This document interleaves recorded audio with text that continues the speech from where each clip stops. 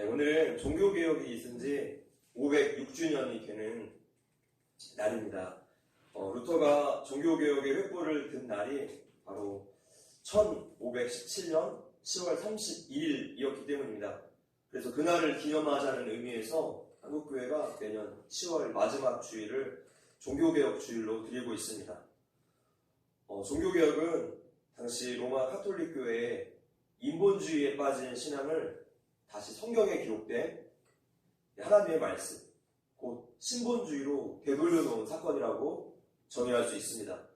이날을 기억함으로써 우리 또한 신앙의 부패들, 또 오류들을 다시 한번 점검하고 하나님의 말씀으로 다시 돌아가자는 그런 좋은 기회를 갖는 것이죠. 오늘 우리가 이 바쁜 삶에 매몰되어서 잊어버리고 있는 것은, 또 중요한 것은 무엇인가? 오늘 우리의 삶에 바라시는 하나님의 뜻은 과연 무엇인가? 이것을 생각해 볼 때 오늘 본문의 말씀이 다시 한번 우리를 정신 차리게 해주실 것을 믿습니다. 항상 기뻐하라, 쉬지 말고 기도하라, 범사에 감사하라. 이 세 가지가 모두 다 명령어로 되어 있다는 것을 우리가 기억해야 합니다. 반드시 그렇게 하라는 뜻이죠. 이 명령들을 하나씩 되짚어 보면서 우리의 신앙을 다시 점검해보는 시간이 되었으면 좋겠습니다. 자, 우리를 향하신 하나님의 뜻, 그 첫 번째는요, 항상 기뻐하라 라는 것입니다. 기뻐하라는 하나님의 명령입니다. 빌립보서 4장에서도 같은 명령을 우리에게 주셨습니다. 한번 읽어볼게요. 시작.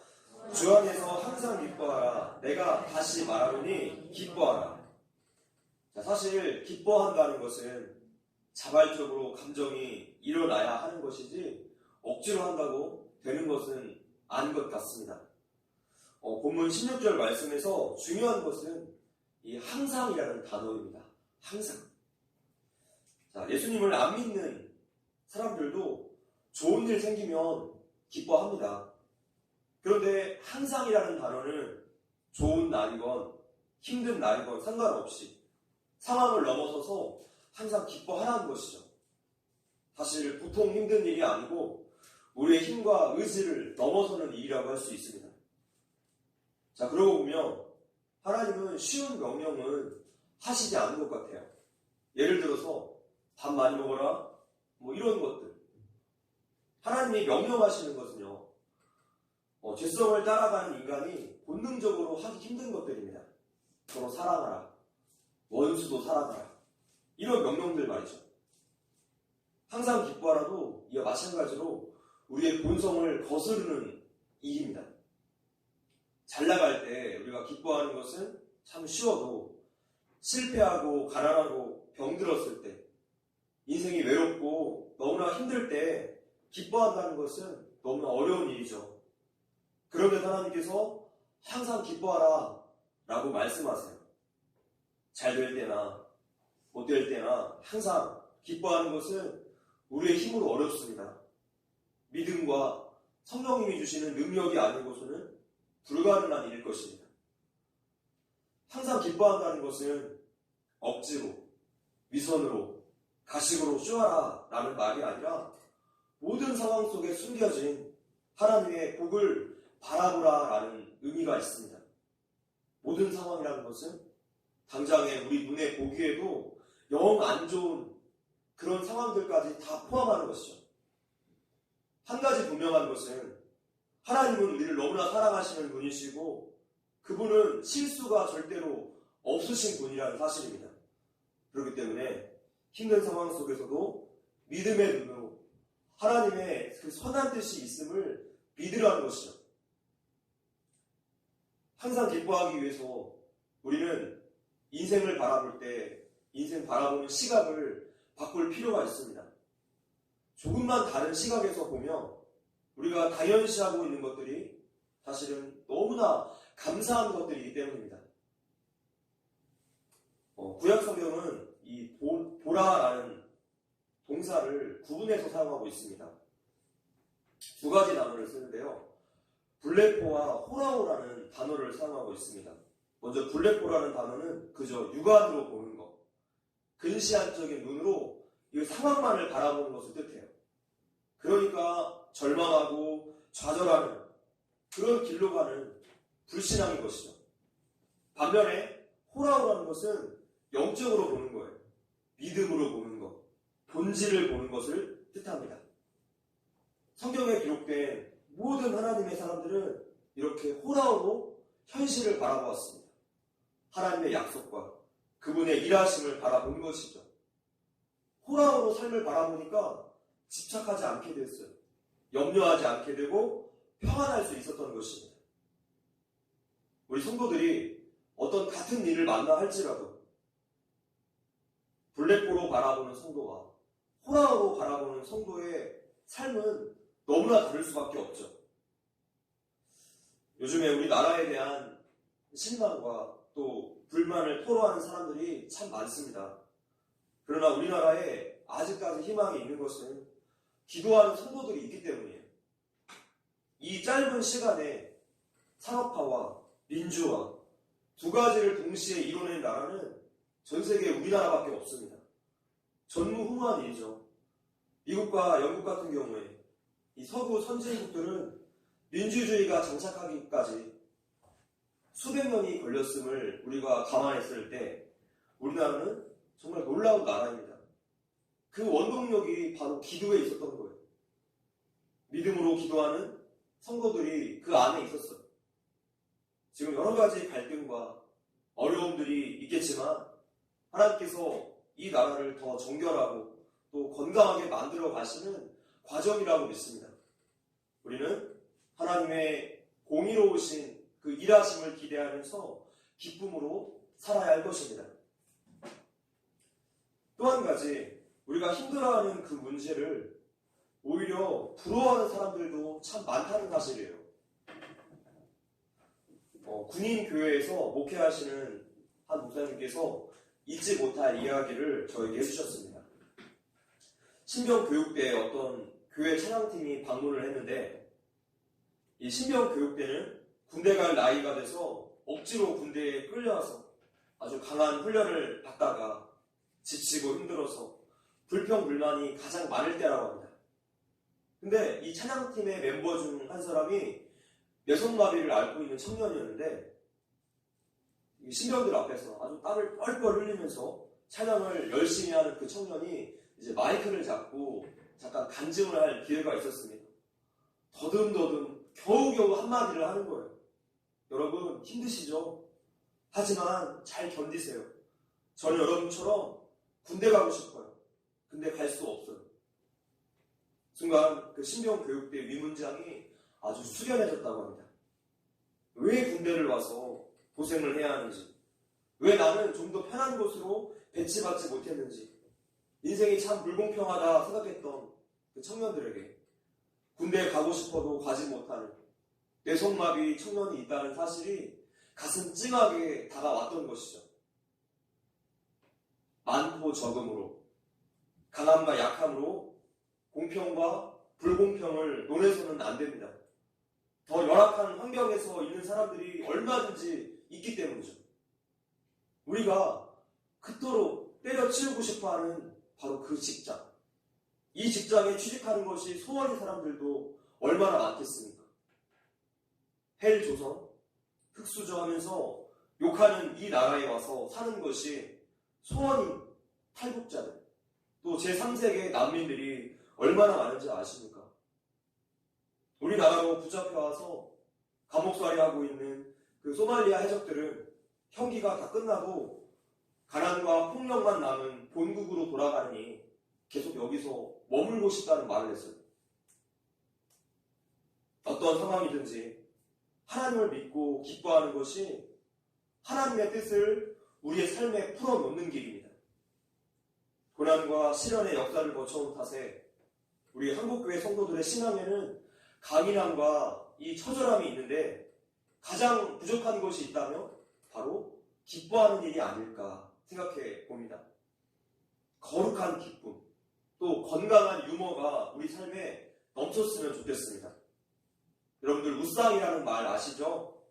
우리 성도들이야말로 믿음의 능력으로 늘 무쌍이 되었으면 좋겠어요.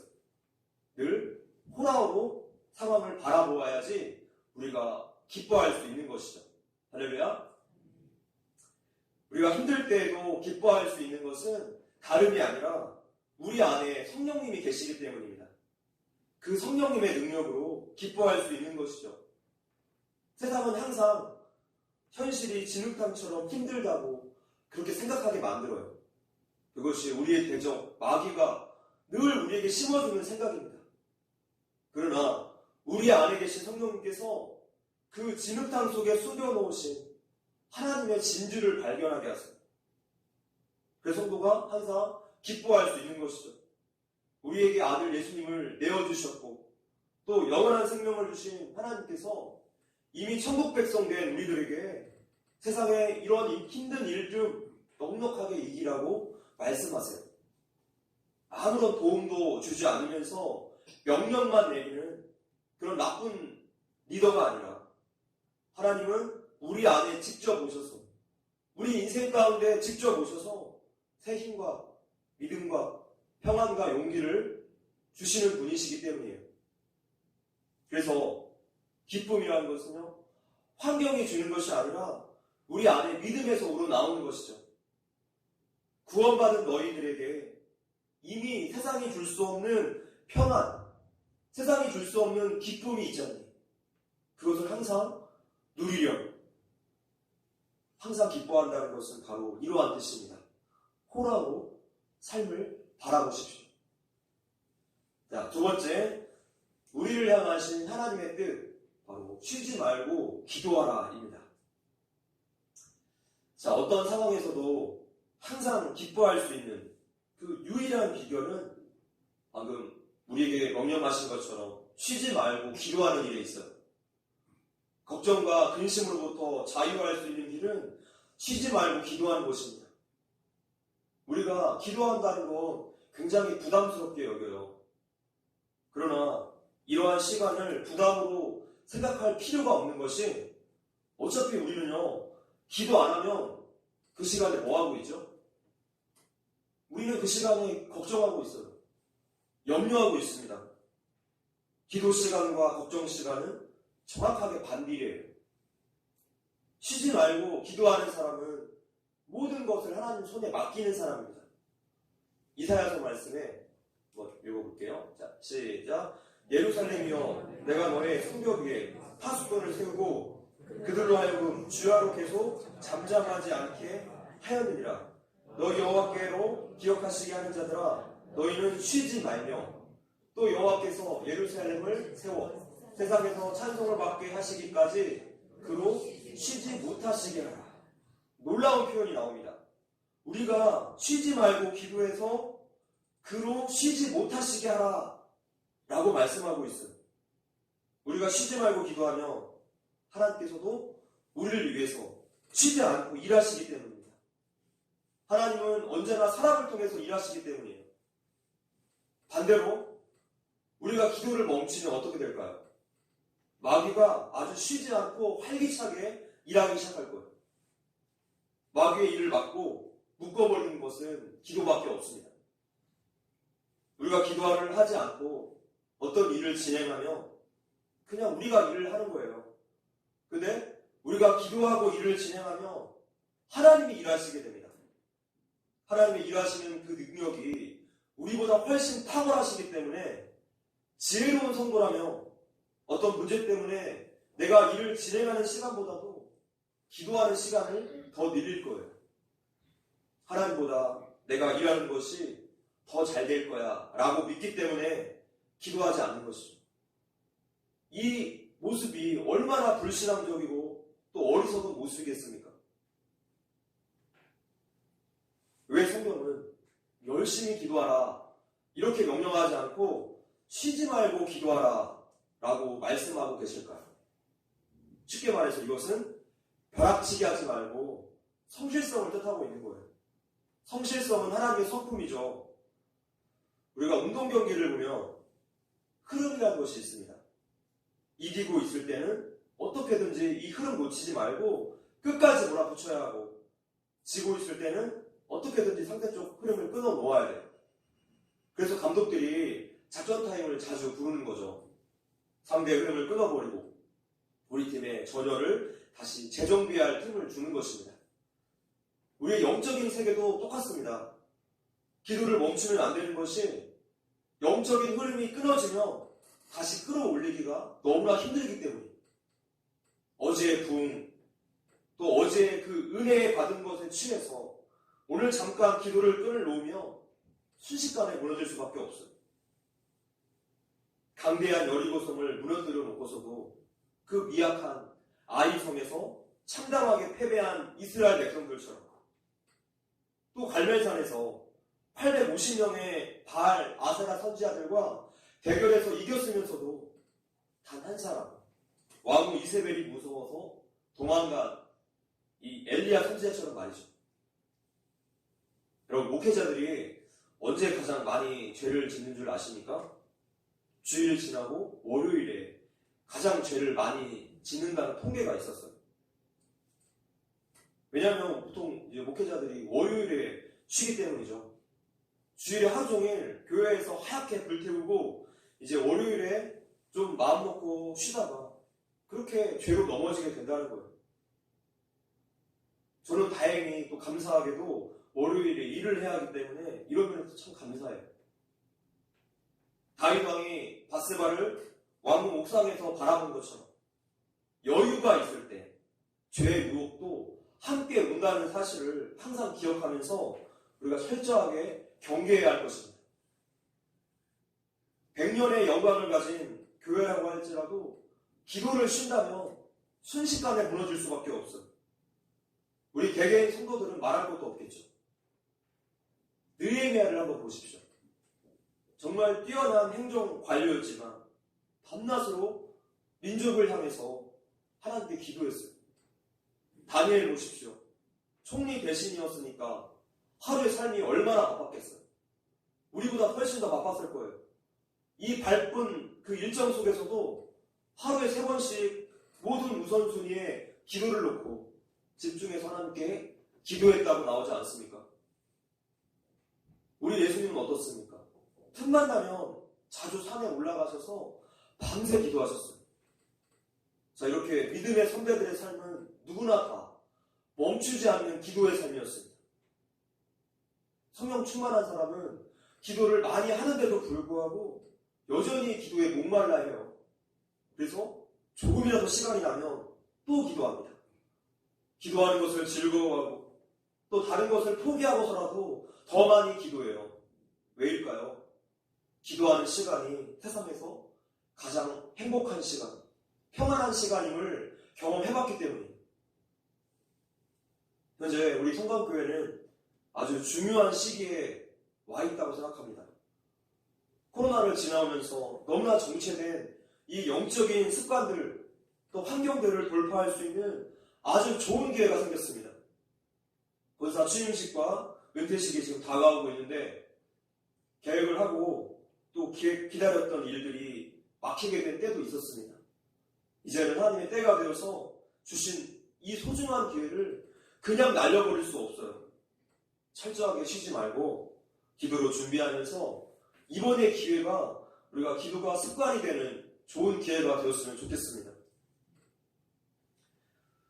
운동선수들은 오프시즌에도 아주 부지런히 운동을 해서 최상의 몸 상태를 만들어 놓습니다. 안 그러면 시즌이 시작되었을 때 제대로 실력 발휘를 할 수 없기 때문이죠. 운동 경기는 벼락치기가 통하지가 않는 아주 정직한 곳이기 때문에 뿌린 대로 거두는 곳이죠. 예전에 나 혼자 산다에 몇몇 운동 선수들이 나왔었는데 제 기억에 남는 선수는 펜싱 선수 오상욱 선수와 또 축구 선수 조규성 선수가 기억에 남습니다. 올림픽이나 또 월드컵 같은 그 큰 경기에서 아주 좋은 성적을 거두어서 많은 사람들의 관심과 인기가 높아졌는데도 그러든지 말든지 매일매일 높은 강도의 훈련을 계속 이어나가고 있는 거예요. 저에게 굉장히 인상 깊었습니다. 이러한 성실함이 바로 경기에서 빛을 발하는 것이죠. 우리의 기도도 마찬가지예요. 영적 전쟁의 법칙은 너무나 정직합니다. 평소에 훈련을 안 하는 운동선수는 경기에서 패배할 수밖에 없는 거예요. 마찬가지로 기도하지 않는 성도는 영적인 전쟁에서 패배할 수밖에 없어요. 뿌리고 수고하지 않은 농부가 어떻게 추수를 기대합니까? 기도의 씨앗을 심지 않은 성도가 어떻게 승리를 기대합니까? 인생에 큰일이 닥쳤을 때 갑자기 몰아치듯이 그렇게 기도해서는 절대로 안 돼요. 매일매일 꾸준히 기도해서 우리 영적인 내공을 구축해 놓아야지 비상상황 터졌을 때 우리가 당황하지 않을 수 있습니다. 흔들리지 않고 믿음으로 맞설 수 있어요. 이 운동선수들의 일상의 성실함은 곧 우리들의 경건훈련에 아주 좋은 모델이 됩니다. 많은 신앙인들이 비슷한 경험을 할 것 같은데 저는 마귀의 공격 패턴 가운데 한 가지를 알아차렸습니다. 그러니까 예배가 가까이 올 때, 또 은혜의 때를 앞두고, 그러니까 토요일이나 주일 아침 이럴 때 항상 관계 문제가 터져서 막 분노하고 낙담을 하게 되고 저의 평안을 깨뜨리려는 시도들이 무수하게 많아요. 제 평안이 깨어져야지 지금 예배에 악영향을 주기 때문에 마귀가 관계 문제를 가지고 저를 사정없이 공격합니다. 이제는 여러 번 당해봐서 바로 눈치를 채고 기도를 시작해요. 아니 오늘 얼마나 하나님의 큰 은혜가 있으려고 사탄이 이렇게 공격을 하나, 이런 생각을 하면서 곧바로 기도 모드에 들어가는 거죠. 이제 추수감사주의를 앞두고 여러분들에게도 큰 시험과 도전이 올 수 있을지 모릅니다. 가족들을 이곳에 데리고 오지 못하도록, 하나님 말씀 듣지 못하도록, 여러분들을 화나게 하고 또 어렵게 만드는 일들이 생길 수 있어요. 이곳은 하나님의 말씀이 선포되는 생명의 자리이기 때문에, 은혜의 자리이기 때문입니다. 우리가 기도로 단단히 준비해야만 할 것입니다. 기도는 하나님과 나 사이의 양방향의 대화입니다. 내 일방적인 독백 같은 것이 아니라 기도 가운데 하나님이 우리 마음에 주시는 생각을 단단히 붙잡고 그것을 구체화시켜야 돼요. 순종해야 합니다. 이렇게 끝없이 오고 가는 대화가 바로 기도인 것이죠. 그러니까 하루에 몇 시간 기도하고 말고 이런 게 없어요. 항상 기도 모드에 걸려있는 거죠. 수시로 또 중간중간에 하나님이 떠오를 때마다 우리가 눈 뜨고도 마음속으로 얼마든지 기도할 수 있어요. 우리의 삶이 또 우리의 마음이 절실해지면요, 어떠한 상황에서도 기도가 가능해져요. 기도하지 않는 것은 절실하지 않기 때문입니다. 아직 내가 살만하기 때문이에요. 또한 쉬지 말고 기도하라라는 말씀은 기도에 충분한 시간을 투자해야 함도 뜻하고 있습니다. 우리는 기도를 하면서 기도하는 법을 자연스럽게 배우게 돼요. 기도에 관한 책을 보는 것도 도움이 되고 또 기도에 관한 영상을 보는 것도 도움이 되겠지만 우리가 기도의 용사가 되려면 직접 기도해보는 수밖에 없습니다. 넉넉한 시간을 기도에 투자해야만 하는 것이죠. 성도 여러분, 능력 있고 또 깊은 대화로 들어가는 이런 기도의 세계를 경험해보고 싶지 않습니까? 그렇다면 예수님과 잠깐 기도하는 것으로, 잠깐 이야기하는 것으로는 안 돼요. 굳게 결심하고 하루에 가장 좋은 시간, 방해받지 않는 시간을 구분해서 충분하게 하나님께 드려줘야 합니다. 우리의 하루의 일과 중에 이 과정이 생략된다면 우리의 기도는 가장 작고 보잘것이 없이 그렇게 여겨지게 될 거예요.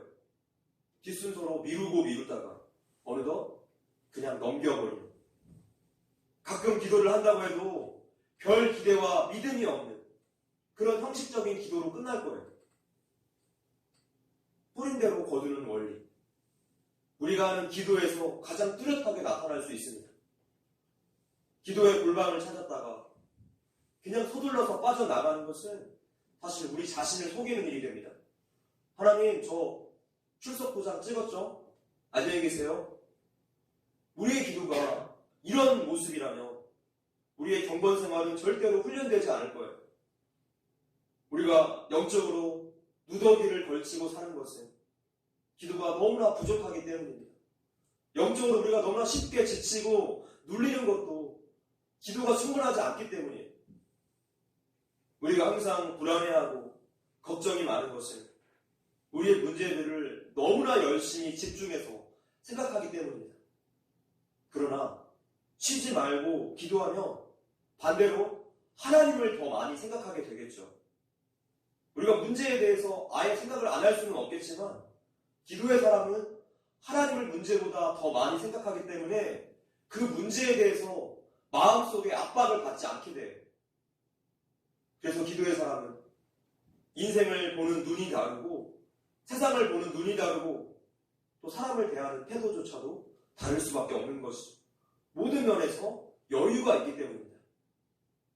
우리도 기도를 통해서 모든 상황 속에서 기뻐하고 감사하는 법을 배울 수 있게 될 것입니다.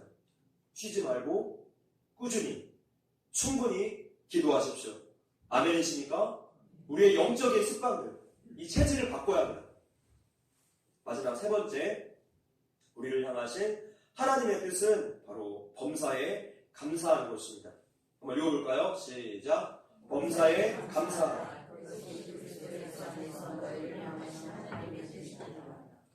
하나님을 안 믿는 세상 사람들도 감사합니다.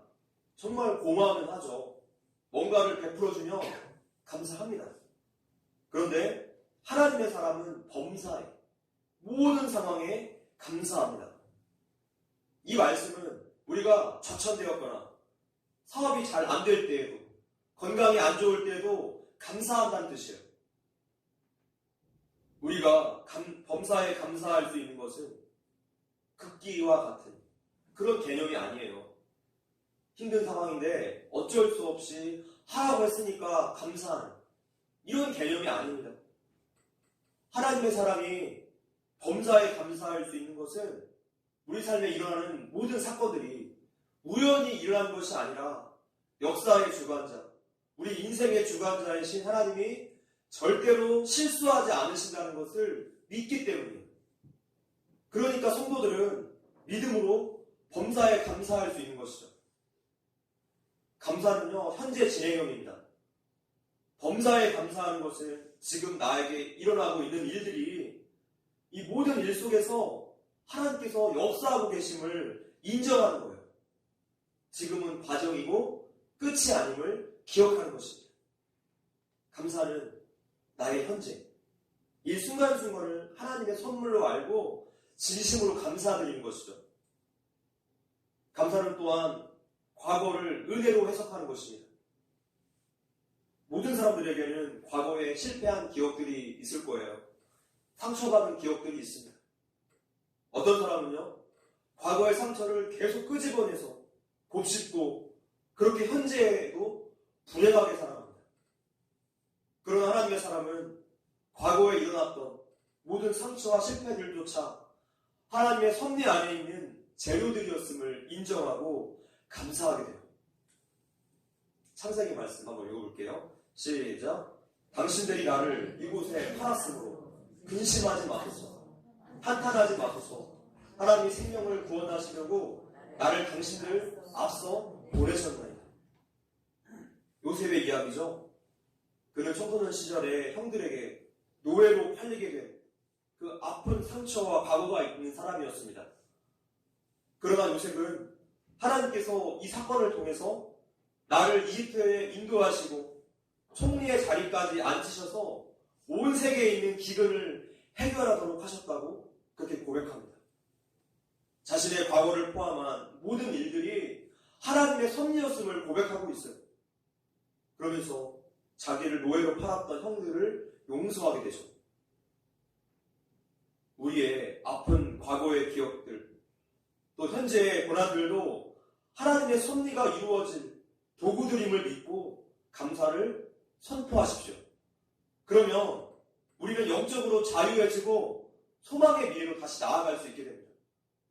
빌립보서 말씀 읽어볼게요. 시작. 아무것도 염려하지 말고 오직 모든 일에 기도와 간구로 너희 구할 것을 감사함으로 하나님께 아뢰라. 아멘. 감사는 자석처럼 기쁨을 끌어당겨줍니다. 감사하지 못하고 우리가 부정적으로 생각을 하고 불평할 때 사탄의 아주 좋은 먹잇감이 되는 거죠.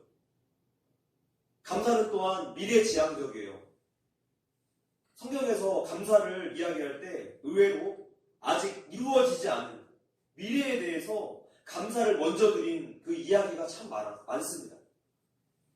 그런 의미에서 감사는 믿음의 선포라고 할 수 있습니다. 믿음의 선포. 이미 다 된 것에 감사한 것은요, 역사이지 믿음이 아니죠. 떡 5개와 물고기 2마리로 5,000명을 먹이는 그 기적이 일어나기 전에 미리 감사하셨던 예수님을 기억하셔야 합니다. 범사에 감사하라고 할 때 우리는 마음속으로 감사하고 또 우리의 입술로, 표현으로 감사를 고백해야 합니다. 오래전에 갑자기 매서운 한파가 몰아쳐서 미국 남부 지역의 농산물을 초토화시킨 적이 있었습니다. 그때 이곳에 살고 있는 한 신실한 크리스천 농부가 수만 평이 되는 자기 농지 주위를 걸어다니면서 계속 하나님께 감사를 고백했어요. 입술로. 사람들이 이 사람을 보고 비웃고 무시했죠.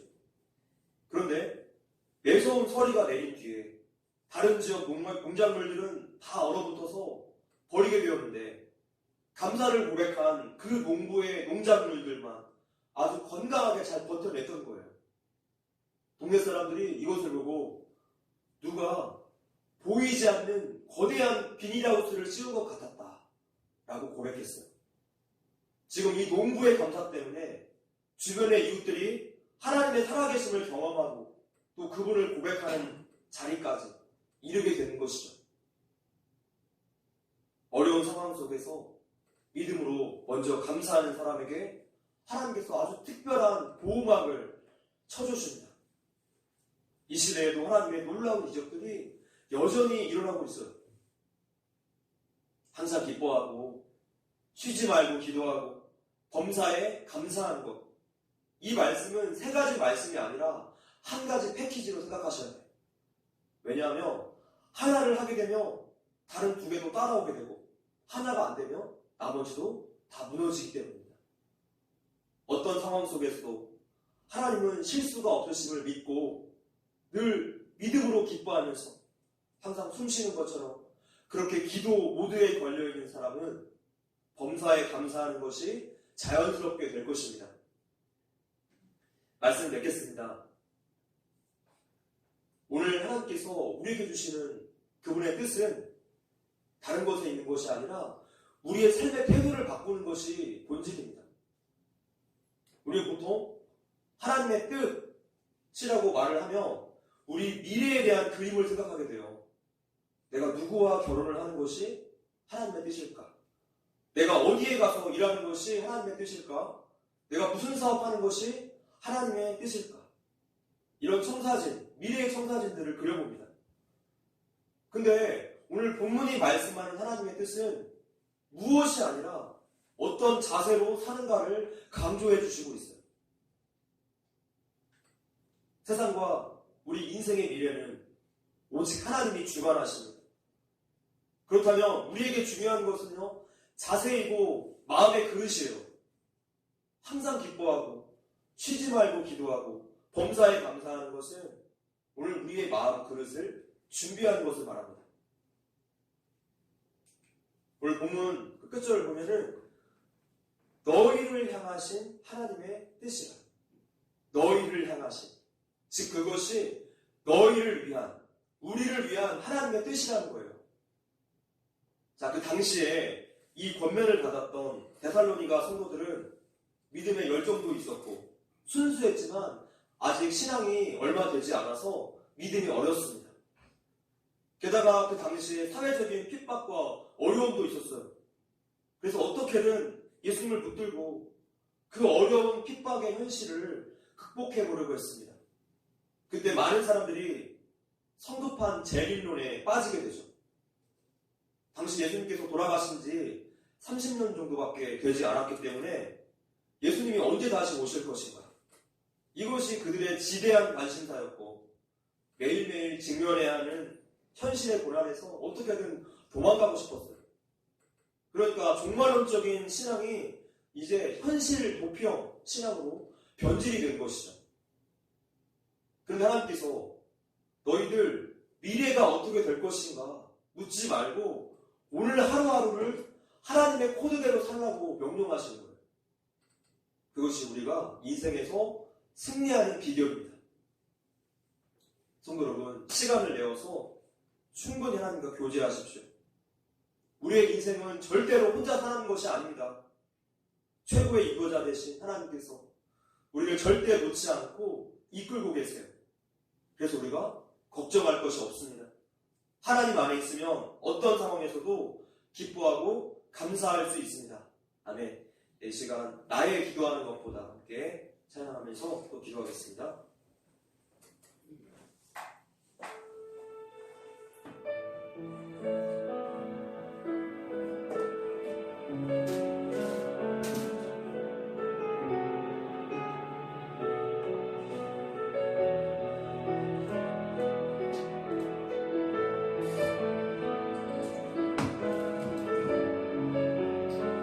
우리가 하나님의 말씀을 보면 볼수록 더욱더 우리가 염려할 일이 없을 것 같아요. 하나님께서 우리의 과거와 현재와 미래까지 모든 것을 붙잡고 계시는데 우리의 미래는 하나님 손 안에 있는데 우리가 염려할 것이 무엇이겠습니까? 항상 기뻐하고 감사하면서 또 기도하면서 그렇게 주 안에서 평안을 누리는 것이 하나님의 뜻인 줄 믿습니다. 우리가 기도할 때요, 하나님은 더 큰 우리의 기도의 계획보다 더 큰 일들 준비하고 계세요. 하나님은 놀라우신 분이십니다.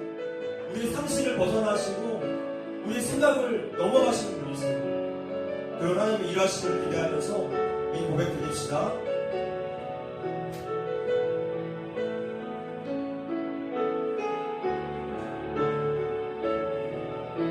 나의 기도하는 것